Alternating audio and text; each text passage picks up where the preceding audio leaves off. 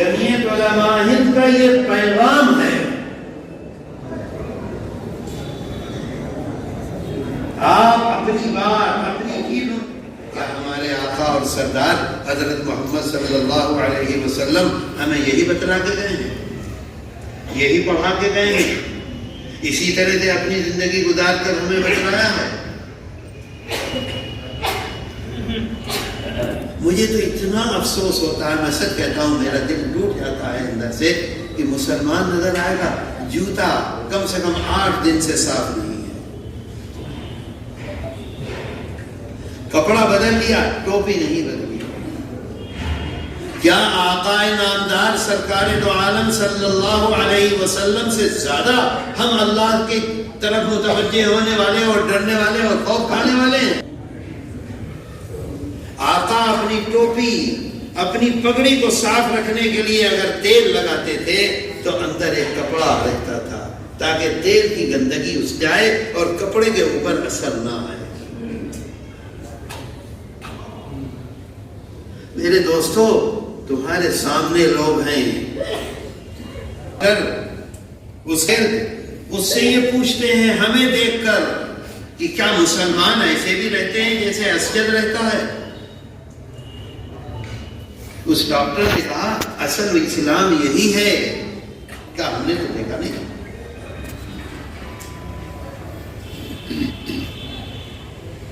میرے دوستو, آج یہ فیصلہ کرو, بتلا دو اگر یہ ہم نے فیصلہ کر لیا اور اس پر چل پڑے تو ہم کامیاب ہوں گے یا ناکام ہوں گے؟ بولو. یہ جمعیت علماء ہند نے فیصلہ کیا کہ جاؤ گاؤں گاؤں جاؤ اور جانے کے بعد لوگوں کو بتلاؤ اور لوگوں کو اس پر تیار کرو. ابھی دیوبند میں بھائی صاحب کے پاس ایک گاؤں کے لوگ بیٹھے ہوئے تھے, تو بھائی صاحب نے ان سے فرمایا کہ میں 13 سال کا تھا. حضرت مولانا ارشد مدنی مدد اللہ نے فرمایا کہ میں 13 سال کا تھا, میرے والد رحمۃ اللہ علیہ تھے, ان کے ساتھ میں آپ کے گاؤں میں گیا تھا. کیوں گئے تھے گاؤں میں؟ وہاں کے گاؤں کے جو چودھری صاحب تھے نان مسلم, آج سے انہوں نے 65 سال پہلے موٹر لگایا تھا پانی کو چلانے والا. آج جیسا نہیں, اس کا بڑا سا اس میں پہیا تھا, اس کو ایسے چلاتے تھے. حضرت نانوتوی رحمت اللہ علیہ نے جو 3-4 مدرسے بنائے تھے, اس میں جامع مسجد میں بھی ایک مدرسہ بنایا تھا امروہے میں, اس میں پڑھتا تھا. شام کو اگر کبھی بازار جاتا تھا تو اس زمانے میں بازار میں ایک دکان تھی, یہ شٹر جو ہوتے ہیں نا, شٹر سمجھ گئے, 3 شٹر کی دکان تھی. 3 شٹر کی دکان کا مطلب بہت چوڑی بہت گہری دکان. اس میں جو کیا آپ نے مجھے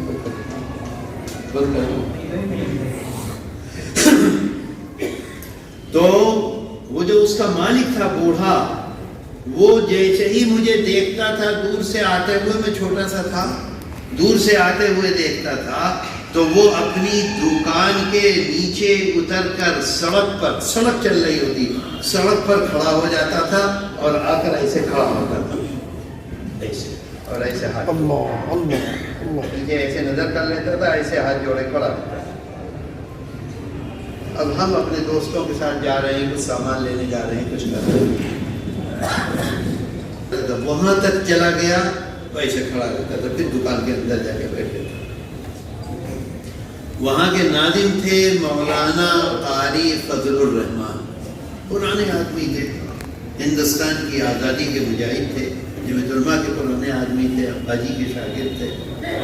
میں نے ایک دن قاری صاحب سے پوچھا, اچھا ہم رہتے تھے محلے میں ایک مکان میں, تو جب مدرسے جاتے تھے تو قاری صاحب کا یہ آرڈر تھا کہ جب تم مدرسے جاؤ گے تو ناشتہ میرے گھر کرتے ہوئے جاؤ گے.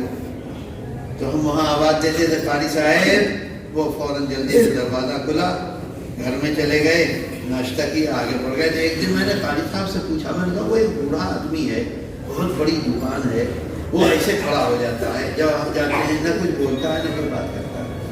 تو قاری صاحب کہنے لگے وہ تمہارے والد کے ساتھ نینی جیل میں تھا. الہ آباد کی نینی جیل میں قید تھا، وہ بھی ہندوستان کی آزادی کا مجاہد ہے، قید تھا، اس نے رات اور دن تمہارے والد کو دیکھا ہے۔ وہ یہ کہتا ہے کہ جو مولانا حسین احمد کی زندگی تھی، زندگی کیا کہتے ہیں؟ جیون، جو مولانا حسین احمد مدنی کا جیون تھا، اگر وہ اسلامی جیون ہے، اگر وہ مسلمانوں کا جیون ہے، تو مجھے دنیا کا ایک مسلمان لا کر دکھلا دو، اگر اس کا جیون بھی وہی ہے تو میں آج اسلام لے آؤں۔ ایک مسلمان کو لا کے دکھلاؤ۔ مولانا حسین احمد مدنی کو کس نے تیار کیا تھا؟ کیا اللہ میاں نے خود تیار کیا تھا؟ شیخ الہند، ہماری جمعیت کے فاؤنڈر شیخ الہند حضرت مولانا محمود حسن رحمۃ اللہ علیہ، مسلک دیوبند کے بانی حضرت مولانا رشید احمد گنگوہی رحمۃ اللہ علیہ، جتنی بھی آج تصوف کے سلسلے ہیں اس کے بانی حضرت حاجی امداد اللہ مہاجر مکی رحمۃ اللہ علیہ۔ تو میرے دوستو، یہ جمعیت علماء کی آواز ہے، آپ تک آپ کی یہ ذمہ داری ہے کہ آپ اس پر عمل کریں۔ کریں گے انشاءاللہ، کریں گے انشاءاللہ، کریں گے انشاءاللہ۔ ہاتھ اٹھا کر اللہ کے سامنے، اللہ کے گھر میں آواز ہاتھ اٹھا کر میرے دوستو، حالات بدل، ملک کے حالات بدل جائیں گے، بربادیاں ختم ہو جائیں گی، سکون اور اطمینان اور آرام کی ہوائیں چلیں گی۔ شرط یہ ہے کہ ہم اپنی زندگی کو بدلیں۔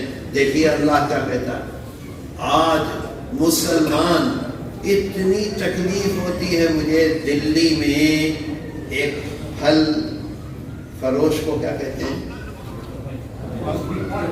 پھل والا، اور بڑی تعداد میں سنترے کی وہ مشینیں ہیں جو اس وقت دلی میں کسی کے پاس نہیں،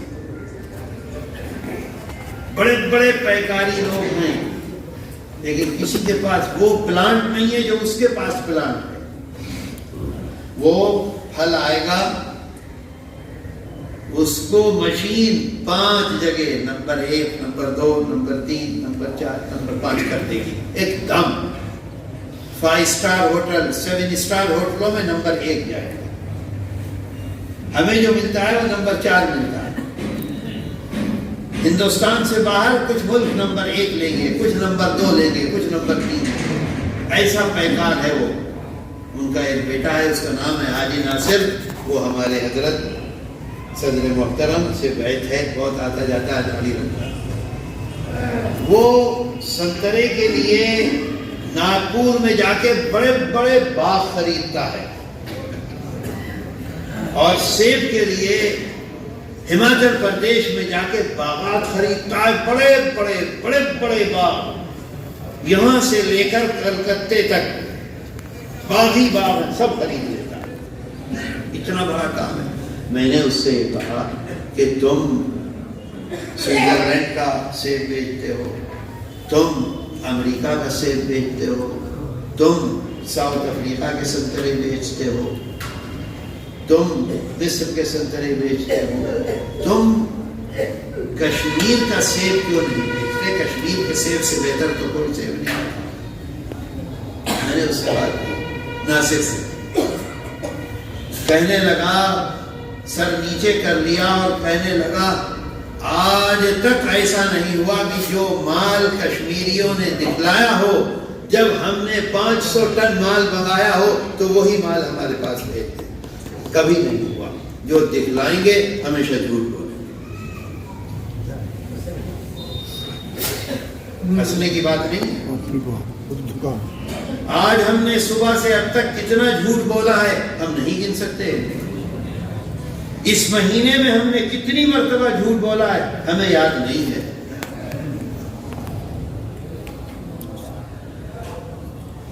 میں اللہ کے گھر میں بیٹھ کے کہہ رہا ہوں، میری بات سے اگر آپ کو تکلیف پہنچی ہو تو آپ معاف کریں مجھے.